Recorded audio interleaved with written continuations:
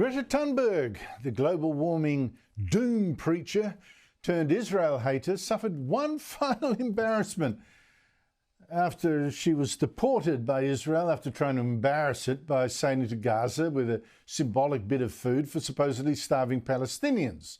Now, not only, as I showed you last night, did she end up having to be fed herself by the Israeli soldiers who arrested her at sea before they dumped her on an El Al plane to France, but as she landed, the captain had a message for her. To thank our security forces and the IDF for protecting and defending our homeland, and we want to wish the swift return of all hostages. And then when Greta landed in Paris, she couldn't actually think of anything cruel that those wicked Israelis had done to her. Try and hint though she did. No, I prefer not to go into details about that. We arrived there, we were detained, and then we were, Joining me is communications consultant Christy McSweeney, who's worked for Coalition Prime Ministers and Premiers, and Caroline Di Russo, commentator and president of the Western Australian Liberals. I mean, Christy, how has Greta Thunberg come out of this stunt? Oh, look, it hasn't come out well, and I was very impressed by the IDF's press conference as well. We don't hear that level of bravery and political oratory here in Australia. And, you know, they really told her what they thought of her stunt, and I'll call it a stunt.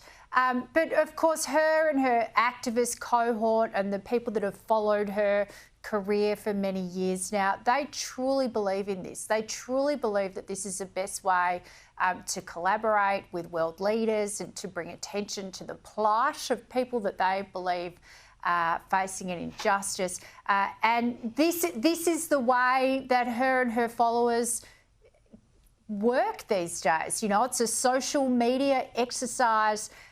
It's a selfie exercise, it's a digital platform exercise, and it's an activist exercise. I just hope they grow out of it and, you know, become worthwhile politicians actually having discussions with people to get things done. But I don't really have a lot of hope that that's going to happen in the future, Andrew. Caroline, do you think anything constructive was achieved by this stunt? Oh, well, I guess it depends whose perspective you're looking from. Like, I think she's been consistent. She's a delusional imbecile, and she has been. She's just not a child anymore. And look, I was young and stupid at 22. Don't get me wrong.